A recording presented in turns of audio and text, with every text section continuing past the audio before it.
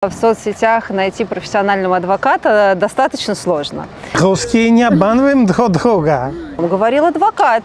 Давайте разберемся, как зовут этот адвоката. Этот адвокат, он не адвокат. Даже когда вам не кажется, что вам должны вот на работе, вам 100% должны. Самое интересное в том, что я так усиленно учила этот испанский язык, и у меня не было ни одного практически собеседования на испанском языке. Не все агентства недвижимости, конечно, такие, но есть агентства недвижимости, которые, основное, что они продают, делают договор, как они его делают, и который совершенно не защищает интересы этого человека.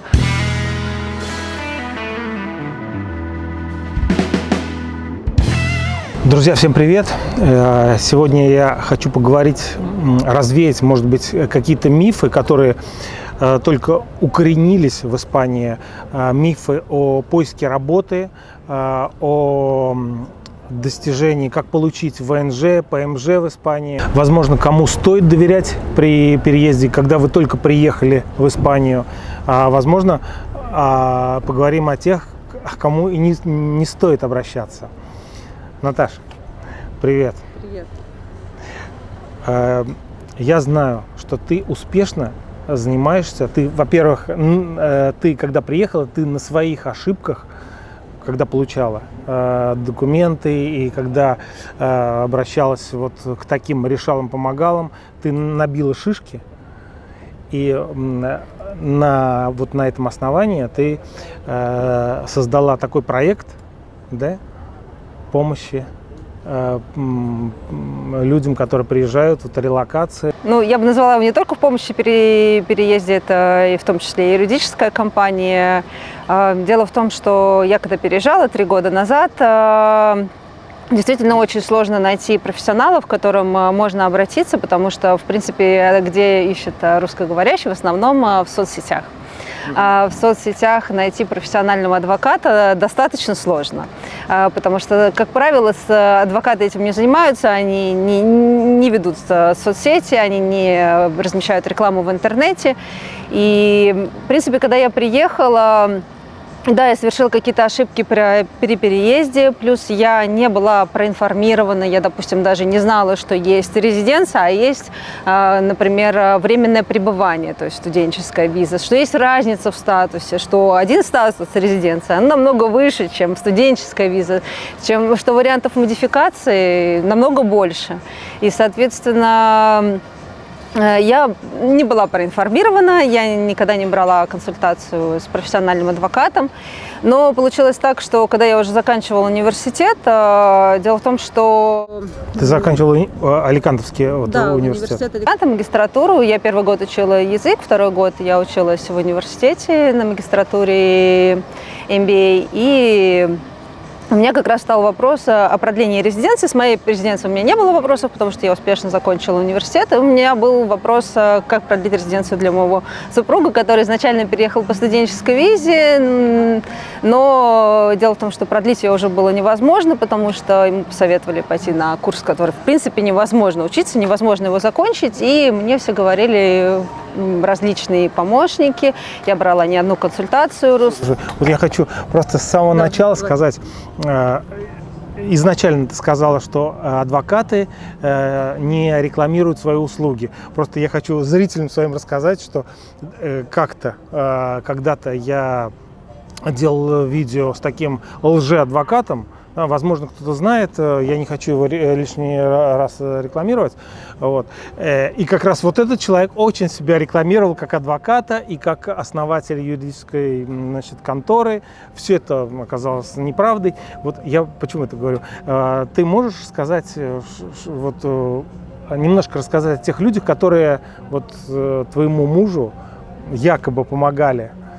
Деньги-то они берут, конечно, но чтобы ошибки не сделали просто другие люди. Да. Потому что сейчас приезжает очень много людей, а эти как раз лжеадвокаты и лжеконторы, они очень себя рекламируют. Они в соцсетях, это только они, тут смотришь, только они и есть.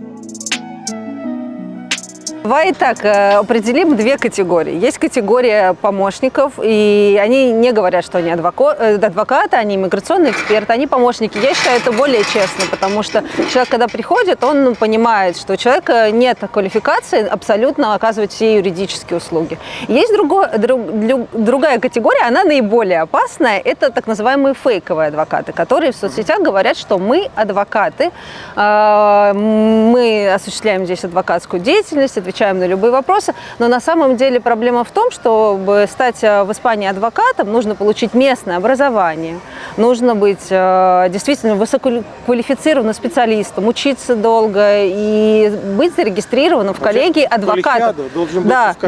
Должен состоять в коллегии адвокатов. То есть, если человек говорит вам, что он адвокат, но вы можете просто у него спросить его коллегиальный номер и проверить этот факт. Да. Просто проблема в том, что когда люди, у нас были такие уже клиенты, и такое встречается очень часто, им такие фейковые адвокаты дают абсолютно неправильный совет. Это часто связано далеко не с резиденциями. Это может быть проблемы с арендой, покупка недвижимости и так далее и тому подобное. И они принимают на основании этого совершенно неправильное решение. И потом приходят к нам, и у них возникает больше еще проблем. И мы говорим, а кто вам говорил это? Нам говорил адвокат.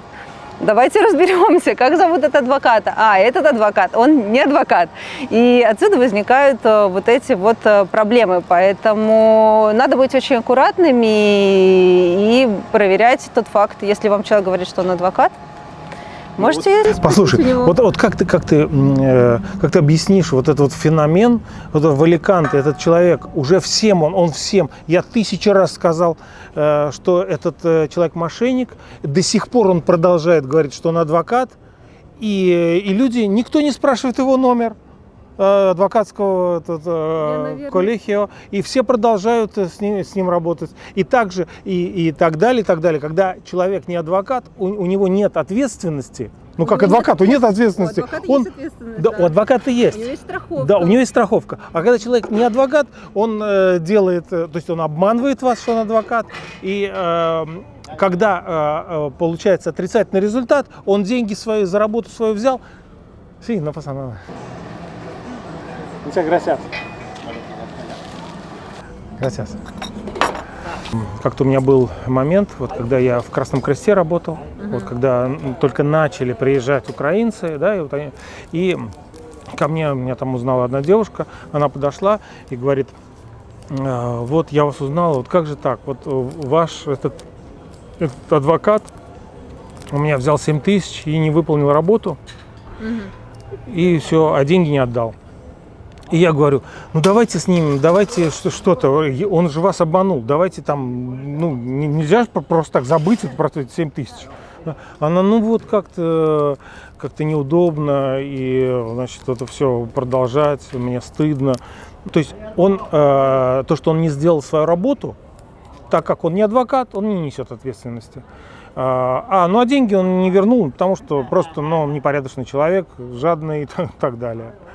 Вот. И чтобы такого не происходило, я вот хочу, чтобы такие люди, как ты, объясняли людям, что такое адвокаты, что такое не адвокаты и почему ты вот создала свой проект. Да, идея проекта родилась в том, что я... В своих ошибках. Да, то есть я поняла, какие-то ошибки я допустила, и я пришла со своей проблемой, то, что у меня муж не может никак продлиться по своей студенческой визе, я пришла с этой проблемой к адвокату, к Давиду, с которым мы сейчас работаем, и он нашел для него вариант. Он нашел для него, как оформить даже не студенческую резиденцию, а именно резиденцию. Не студенческое пребывание. Ты расскажи, вот, пусть даже не будешь называть вот этих людей, которые твоему мужу посоветовали студенческую.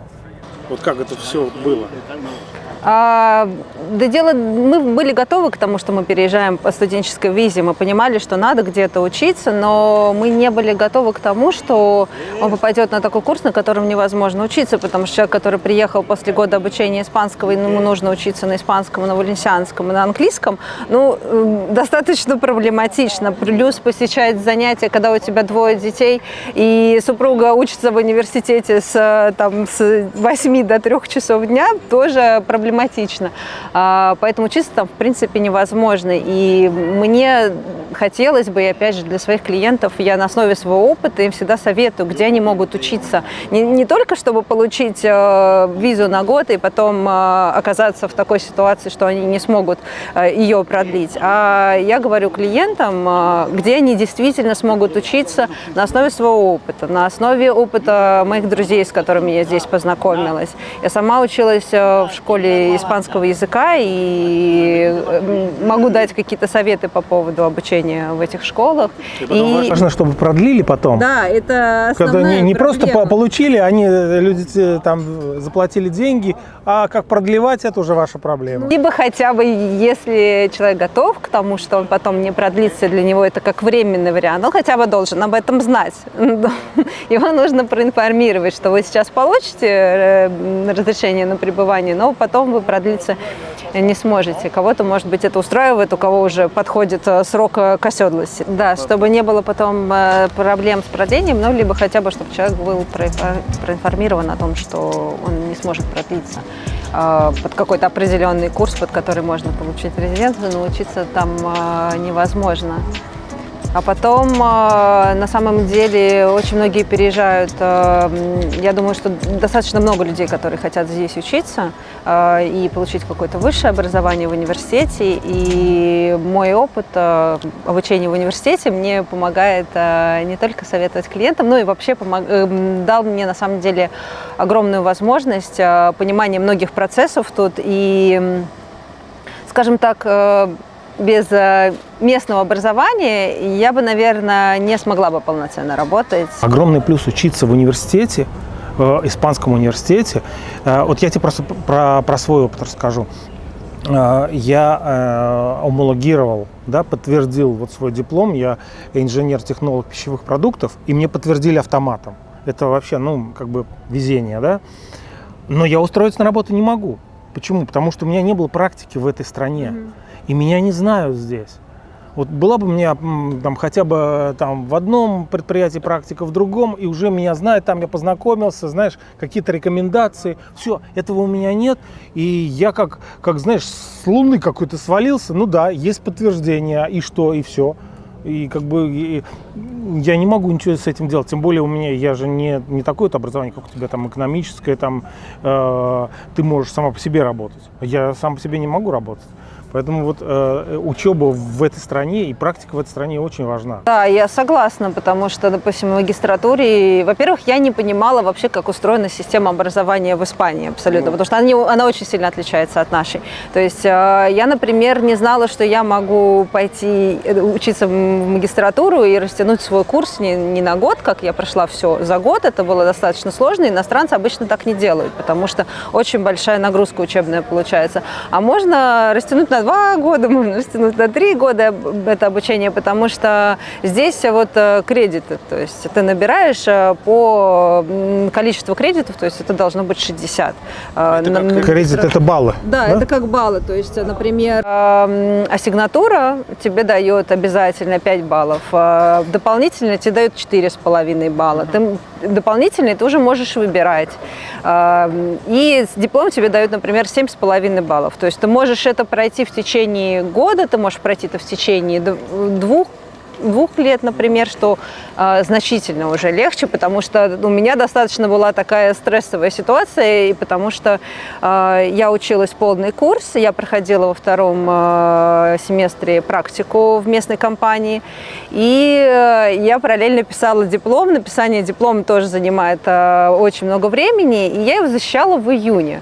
Там есть 2 даты, когда можно защитить диплом, можно защитить в июне, а можно защитить в сентябре. Но из-за того, что у меня была виза до сентября, до конца августа, я уже на сентябрь особо не рассчитывала, и мне пришлось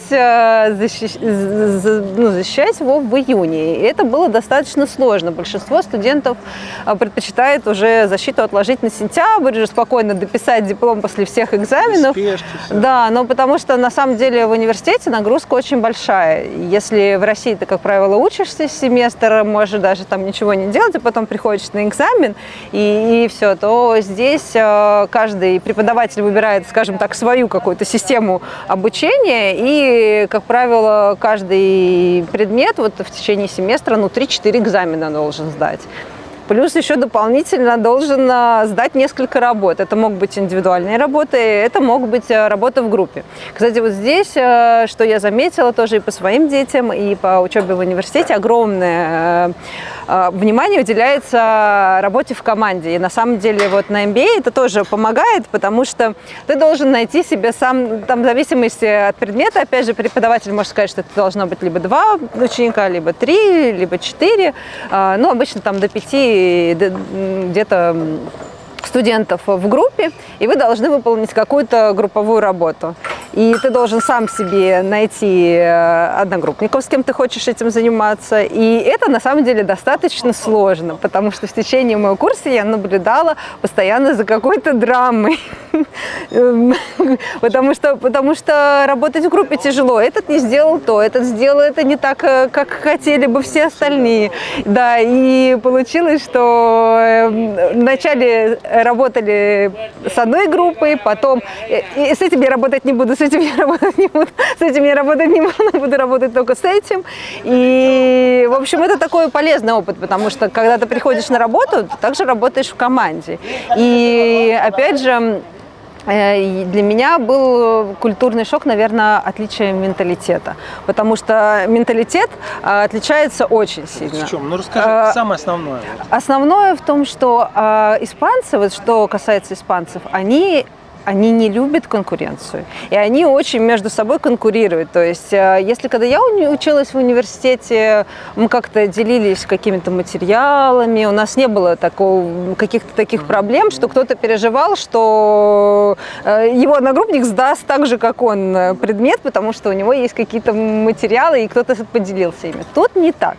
Испанцы не любят делиться материалами, они могут быть твоими одногруппниками, они могут тебе говорить в лицо, что... Хотят они лучшими. Они тебе говорят в лицо, когда ты приходишь, ты вот у тебя как любой вопрос, как иностранка, мы тебе поможем, они тебе вроде как хотят помочь, но когда ты их спрашиваешь какие-то материалы, они... Маньяна, давай Маньяна. Они говорят, не, у нас ничего нет, никаких материалов, а потом ты узнаешь... Не понимаю тебя, не знаю, ты о чем вообще? А потом узнаешь, что у них, оказывается, были там экзаменационные какие-то вопросы с ответами, которыми они поделятся только со своими там лучшими друзьями, но с тобой ни за что. Но их, вот, я бы сказала, их бомбит. Их прям бомбит, что ты иностранка, ты приходишь, ты еще всем рассказываешь эту историю, что там всего лишь год учился испанский, потом сдаешь, не знаю, предмет по финансам лучше, чем они, и они думают, я с ней буду чем-то делиться, но нет. То есть, вот конкуренция это очень чувствуется, и она очень чувствуется также на практике, я ее почувствовала, потому что я почувствовала, что, меня здесь не так. Ко мне настороженно относились очень, потому что ты приходишь, ты там уже знаешь, как минимум 3 языка, испанский, английский и русский. Ты уже априори, ты опасна для них. Да, ты уже опасна для них, это им категорически не нравится. Но вот что касается, допустим, у нас на курсе было очень много иностранцев, латиноамериканцев, вот это уже совсем другие ребята, они душа нараспашку, они делятся всеми материалами с тобой, они тебе помогают. Вот у меня как раз сейчас все друзья, в основном латиноамериканцы из университета, и действительно очень много помогали и делились материалами, что-то объясняли, когда было что-то непонятно. Наташ, знаешь, вот я очень много вижу в соцсетях, говорят о том, вот якобы давно живущие в Испании, говорят о том, что невозможно найти работу в Испании, работы нету никакой, без образования ничего вы не найдете, и вообще нечего сюда приходить, разве только что к нам обращаться. Мы вот уникальные такие, мы поможем. А так вообще работы в Испании нет. Это вот как ты видишь, это миф или реальность? Я думаю, что это миф. Я скажу, он основан, естественно, на чем-то. На чем он основан, я скажу, да. Это действительно, когда у тебя нет рабочей резиденции, тебе нужно делать модификацию с рабочей визой. Работодатели не хотят заморачиваться. Естественно, им проще найти человека, у которого есть рабочая виза, потому что компания должна предоставить огромное количество финансовых документов. Плюс какие-то компании даже просто тебя не могут нанять, потому что их финансовые документы, можно получить отказ с их финансовыми документами, если они там многое не декларируют. Но в целом, я когда закончила университет, и я могу сказать, что очень много международных компаний, которые нанимают. В основном, конечно, это крупные города. Это Барселона, это Мадрид, это Валенсия. В Барселоне. Я вот по своему опыту могу сказать, что в Барселоне, наверное, с моим профилем я смотрела там какие-то вакансии как финансовый аналитик, я смотрела такие компании, как международные компании, как финтех, и такие компании в основном в Барселоне. И на самом деле они нанимают иностранцев и нанимают много. Играет роль знание языка вот в свете последних вот этих событий последних лет и тем более то, что сейчас происходит в Армении. Я думаю, что из Армении сюда приедет много людей, и этих людей объединяет знание русского языка. Вот играет роль то, что ты знаешь русский язык, вот когда, пусть даже не ты, человек в поиске работы говорит, что он знает русский язык. Это сыграет роль? Да, конечно, это сыграет роль. И я, опять же, находила такие вакансии, когда требуют, например, только английский и русский. Потому что русский требуют, потому что есть русскоговорящие клиенты в этой компании, и английский, соответственно, потому что язык компании английский, на котором работает. И самое интересное в том, что я так усиленно учила этот испанский язык, и у меня не было ни одного практически собеседования на испанском языке. И вот этот стереотип, что в Испании без испанского не найти работу, это неправда. И я считаю, что без английского как раз будет сложнее намного искать работу. Возможно, знаешь, без английского можно найти какую-нибудь вообще такую очень примитивную работу, там, скажем, убираться, там, да? Это вообще никакого языка не нужно знать. Да, примитивную, наверное, да, но... И опять же, по своему профилю говорю, да, я не говорю за всех, и я сравнила и посмотрела, испанские компании, они не очень любят нанимать иностранцев. Они скорее наймут испанца. А вот международные компании, где уже требуется английский язык, иногда есть компании, и таких немало, где требуется русский язык, уже вот наша, как иностранцев, конкурентоспособность, она увеличивается резко. Кстати говоря, я даже знаю про русский язык, уже многие даже агентства недвижимости чувствуют, что мимо них проходят клиенты, о которых очень много, которые едут там из Украины, и из России, и люди с деньгами, да, которые готовы покупать объекты дорогие. И эти клиенты идут мимо, потому что у вас нет русскоязычного человека. И эти люди задумываются все равно. Я знаю об этом. Агентств вообще русскоговорящие очень требуются. Такие вещи. Да. Давай еще раз. Твоя идея создания твоего проекта. Кстати, как он называется, проект? Relocate. Мы его под видео поставим ссылку, чтобы... Вообще, я думаю, что я раньше, когда-то много лет назад, я придумал такой формат, интерактивный, когда люди задавали вопросы в комментариях, и потом специалист им отвечал. Да. Я думаю, очень бы хотелось это возродить. Я думаю, что люди мне доверяют, что я нахожу человека, настоящего специалиста. И если у вас есть вопросы, вы задаете их в комментариях. И в следующих видео специалист вам ответит, скажем, в этом случае. Если какой-то будет вопрос про как не обгореть на солнце, я найду, конечно, другого специалиста. Какие услуги и какие вопросы ты решаешь? Ваш проект. Смотри, я просто расскажу, почему именно вот этот проект у меня возникла эта идея, да, как я сказала, то, что очень сложно найти доступ к профессионалам. Если ты русскоговорящий, ты приезжаешь, ты как бы испанскому адвокату не пойдешь, ты его не найдешь, в принципе, потому что, как правило, они вот так уже им отправляют какие-то клиенты по знакомству, они 20 лет вот так работают, и найти их достаточно сложно. Но дело в том, что я считаю, что многими юридическими услугами все-таки должен заниматься профессиональный адвокат.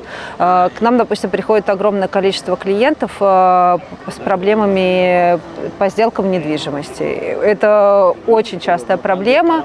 Не все агентства недвижимости, конечно, такие, но есть агентства недвижимости, которые, основное, что они продают, делают договор, как они его делают, и который совершенно не защищает интересы этого человека, покупателя. То есть, соответственно, для чего нужен адвокат? Адвокат нужен, чтобы он защитил ваши интересы. Именно с вашей стороны? Да, именно с вашей стороны. Он не заинтересован. Поэтому я вот 1000 раз говорил, что я нахожу там или какие-то обзоры делаю, да, обзоры недвижимости делаю, за которые вот сейчас, извини, пожалуйста, я в сторону, это наболевшая тема с риэлторами, 1000 всяких каналов в Ютубе появилось, и они прям как грибы растут. И вот они все это снимают видео про свою недвижимость. Просто это настолько очевидно, что люди хотят вам втюхать это, ее продать. У них задача не то, чтобы человек увидел, там, выбрал что-то ему более подходящее. Нет, им именно надо продать то, что есть у них. У них не важно. Поэтому, когда я делаю обзор, я всегда делаю, когда я редко это делаю, но иногда делаю обзоры какие-то недвижимости, я говорю, что это независимый обзор. Не знаю, люди обращают на это внимание или нет, потому что независимый, это говорит о том, что я не завишу от какой-то на какое-то агентство, которое мне платит. Я просто делаю обзор этого и этого. Вот мне понравилось какие-то, да, разные я нашел. Мы не подбираем конкретно объекты, мы всегда говорим, ищите сами объекты, дайте человека, вот есть, пожалуйста, сайты. Нет, ты с другой стороны, ты защищаешь интересы. Ты же не предлагаешь объект. Ты говоришь, вы выбрали, а я уже на вашей стороне. Я буду копать, чтобы вас та страна не обманула. Я с вашей стороны. Я расскажу, например, примеры нашего клиента. Достаточно серьезный случай произошел. Вот этот клиент, он американец. Он решил купить здесь квартиру, внес залог 35 000 евро. Не знаю, почему ему просили такой большой залог. И, в общем, суть в том, что агентство недвижимости, это было как раз американское агентство недвижимости. Как здесь русские помогают русским, американцы помогают американцам. И это русские не обманываем друг друга. И, в общем, это американское агентство недвижимости продало эту квартиру другому человеку, потому что он просто предложил большую стоимость. И, в общем, теперь будем возвращать этот залог в судебном порядке. Потому что агентство недвижимости этот залог не возвращает. Достаточно серьезная проблема, согласись. И если бы человек действовал через адвоката, во-первых, он бы не оставил такой залог высокий. 30 000, это вообще... 35. Слушай, это сколько должна? 7 миллионов стоить? Нет, 300 с чем-то тысяч стоила квартира. 300 с чем-то. Получается 10%? Да, 10% где-то. Вот. Они попросили залог, непонятно по какой причине. И также любой договор, даже вот просто аренда, проверить договор на аренду, чтобы там было все, ваши все интересы соблюдены. То есть для этого существует адвокат. Также мы занимаемся, кто-то нам из клиентов приходит, проблемы на работе, какие-то ущемляют права и так далее. Это здесь тоже встречается достаточно часто. Я хочу рассказать про это. Извини, пожалуйста. Я обязательно вставлю. У меня был такой вот. Я работал, кстати говоря, вот мы где снимаем, это Кампейо, в одном отеле. И я проработал год в одном отеле. Да? Я работал ночью. И они постепенно не доплачивали зарплату. То есть каждую зарплату чуть-чуть не доплачивали. И со мной работали люди, у которых там скопилось по 30 000 долг. Они, они обещают, но и им уйти, бросить 30 000, надо уже, они работают, у них все время срезают. А потом, в результате, что выяснилось, это владельцы этого отеля на первой линии Кампейо, там их трое было. Один из них был консехаль этого Кампейо. И у них, у этой фирмы, был долг перед одной только Кока-Колой 500 тысяч. То есть они целенаправленно, они банкротили. И по максималке это вытаскивали сколько могли. Так вот, когда я понял, что мне там пару раз срезали, я такой из кассы взял. Они начали на меня, значит, отдай деньги, ты как имеешь право брать из кассы деньги, и значит, у нас конфликт, я подаю в суд, и с хорошим адвокатом я выиграл. И, хотя, конечно, много времени прошло, там несколько лет прошло, но я все равно выиграл, с них взяли деньги, хотя они обанкротили эту фирму в результате. Я просто к чему все это рассказываю? К тому, что очень важно профессионально вот это вот абогадо лабораль. Да, иметь. Тот, кто именно знает вот эти все... Я даже не ожидал, сколько всего они там вытащили. То есть я работал как администратор ночной всегда, и они там что-то мне какие-то мелочь не доплачивали, там не доплачивали. Этот адвокат столько вытащил. То есть они прям мне очень хорошо. Не то, что... Я даже не говорю то, что они мне не доплатили. Это они само собой доплатили. Они выплатили по суду. Так они мне около 7 тысяч заплатили еще чего-то. Чего-то я даже не ожидал. Поэтому очень важно, вот, даже хотя, когда вам не кажется, что вам должны вот на работе, вам 100% должны. Да, на самом деле я тоже заметила такая проблема многих иностранцев, что они не понимают, что у них не только есть обязанности, у них на самом деле также есть права. Если вы здесь работаете в легальном статусе, у вас есть права. То есть, как бы, надо защищать ваши права. Для этого существует адвокат. Поэтому много ситуаций. Вот мне почему нравится идея нашего проекта? Потому что я могу со своей точки зрения, да, какого-то своего опыта подсказать клиентам. Плюс я здесь училась, я также имею возможность написать бизнес-план, что нужно для резиденции, потому что я и на практике похожими вещами занималась, когда проходила практику в компании. И, соответственно, с другой стороны, да, адвокат, он уже с юридической точки зрения оценивает ваши клиенты. То есть в сочетании мы как бы вот работаем в команде. И, соответственно, я сама, когда переехала, я думала о том, что здорово, когда у тебя есть человек, с которым ты можешь, с которым ты можешь позвонить в любой момент, какая бы у тебя ни возникла ситуация, проблема. Потому что это может быть проблема, вы водили без прав, и вас остановили. Это может быть любая проблема. Это может быть не только резиденция, они возникают в течение жизни тут. Это может быть, опять же, развод, например. Да? Часто здесь какие-то смешанные браки встречаются, и разводы тоже встречаются. Этим тоже занимаются. Дележка, там всякие имущества, там с детьми адвокат. Проблемы. Да, вообще, ты знаешь, говорят, что надо иметь человека, несколько людей, кому ты доверяешь полностью, 100%. Это, по-моему, своему врачу, парикмахеру и адвокату. Вот я слышал вот так вот. Ну, это логично. Да, поэтому как бы услуг, спектр услуг, который мы предоставляем, он достаточно широкий. Ты сотрудничаешь, и как бы в зависимости от запроса, ты либо это абогадо лабораль, либо это там синдикат, либо это по экстранхерии, по документам, да, возможно, если, может быть, уголовный это адвокат, ты найдешь уголовного адвоката.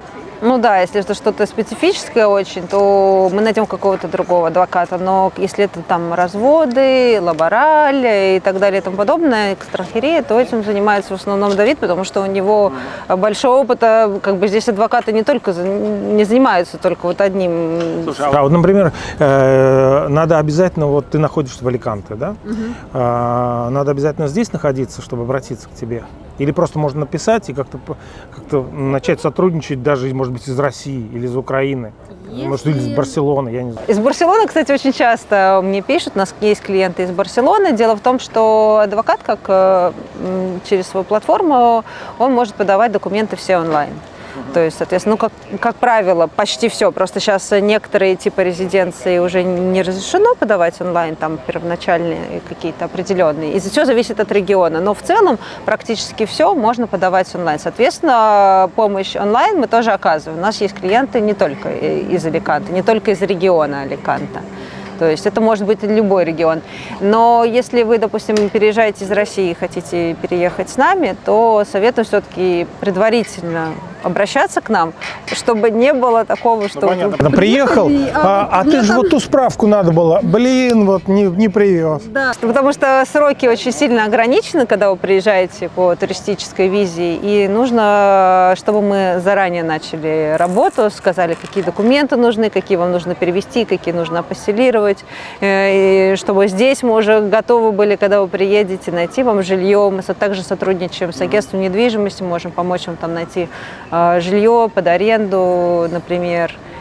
То есть, как бы, чтобы вы уже приезжали, и нам оставалось, по сути, только подать и получить какие-то документы, которые мы не можем получить без вас. Наташа, вот смотри, если мы все-таки говорим про это я не знаю, это студенческая виза называется, если человек учился в университете и потом остается на практику, и он может находить работу, да, и потом вот зацепиться на этой работе и все, и остаться работать. Кстати, это очень неплохой вариант, потому что я вот когда училась в университете, университет предоставляет огромное количество практик. Можно самостоятельно искать, а есть какие-то определенные практики от университета. Например, практику, где я проходила, мне помог найти руководителя нашего курса. То есть можно подойти к руководителю своего курса и попросить помочь, например, с практикой. Вообще, это отдельная тема преподавателей здесь, потому что здесь преподаватели, они как вот друзья. Действительно, мне очень понравилось. На равных, да? Да, но мне атмосфера очень понравилась в университете. У меня, например, была дипломная работа о винном секторе в Испании. Винном секторе в Испании и как они развивают свои соцсети и так далее и тому подобное. То есть интересная очень была тема, и как раз мой мой руководитель по дипломной работе, он занимается исследованием этого сектора уже несколько лет. И мы после того, как защитили дипломную работу, мы поехали в бодегу, то есть винное... производство. Да, производство винодельным мы посетили. То есть преподаватели здесь, они как друзья. И ты для меня это просто было очень странно. Я даже сейчас жалею, что я об этом не знала и как-то чувствовала себя немного по-другому, как в России, то что преподаватели и студенты, они чуть больше друг от друга на расстоянии держатся. Но тут преподаватели, от них большая поддержка исходит. То есть есть определенные часы, когда ты можешь назначить себе определенные часы, договориться с преподавателями, к нему прийти и сказать: а я не понимаю вот эту тему, объясните мне, пожалуйста. И у него прям у каждого преподавателя есть расписание, там указано, когда, в какие часы ты можешь прийти, посетить преподавателя, потому что и это абсолютно бесплатно, то есть это такая поддержка от университета. Плюс ты всегда к преподавателю можешь подойти и какие-то вопросы задать после лекций, после семинаров. Также преподавателю всегда можно написать. То есть у нас там определенная система, где ты получаешь оценки, где загружают материалы, и также ты общаешься с преподавателем. То есть это абсолютно нормально через эту платформу написать преподавателю: а пожалуйста, подскажите, я решаю эту задачу, а у меня что-то не выходит. И преподаватель может тебе ответить на эту тему. То есть в целом атмосфера в университете классная. И мне еще, наверное, повезло, у нас директор курса, он был он как мама был такого всего курса, потому что все ему там: пожалуйста, вызывали Висента, помоги, у меня проблема с этим предметом, а можно его поменяю на другой, а можно это, а Висент, пожалуйста. И он всем всегда помогает, у него там всегда обратная связь. То есть, я не знаю, это прям действительно такие классные мне впечатления оставил университет. И что касается практик, многие ребята находят практику в университете, то есть параллельно учатся и работают, и потом можно остаться по такому типу резиденции, как под определенной, под практики. То есть можно, допустим, и так гораздо легче в том плане, что список документов уменьшается. Для работодателя это намного проще. Решение принимается до 30 дней, а не как по резиденциям. И таким образом вы даже можете работать полный рабочий день. Но таким образом у вас есть возможность себя проявить, уже работодатель за год, может быть, не захочет с вами расставаться, и уже больше вероятности, что вас возьмут на работу. Это как вот такой вариант для студентов. Не всегда сразу можно начать с работы, но с практики практически всегда. У меня вот все одногруппники нашли себе практики, и очень многие остались на практике, и многим сейчас делают уже контракт после практики, уже вот на постоянную работу. То есть как бы и эта вот возможность есть у студентов университета, то есть у них есть свои привилегии. Наташ, давай так вот, если все-таки, может быть, я не все вопросы тебе задал, может быть, вот у людей появятся, ну, наверняка появятся какие-то другие частные свои вопросы. Если вы хотите задать вопрос Наталье в комментариях, задавайте его, и в следующий раз мы с Наташей встретимся, и она на него ответит. Если нет, если вы хотите именно вот с ней пообщаться как бы не публично, тогда вот будет, еще раз я повторю, под видео будет ссылка, где вы пройдете и уже ей напрямую можете связаться и задать вопрос лично ей с ним, да, пообщаться. Да, большое спасибо за сегодняшний вечер. Спасибо тебе. И в следующий раз обязательно увидимся. Да.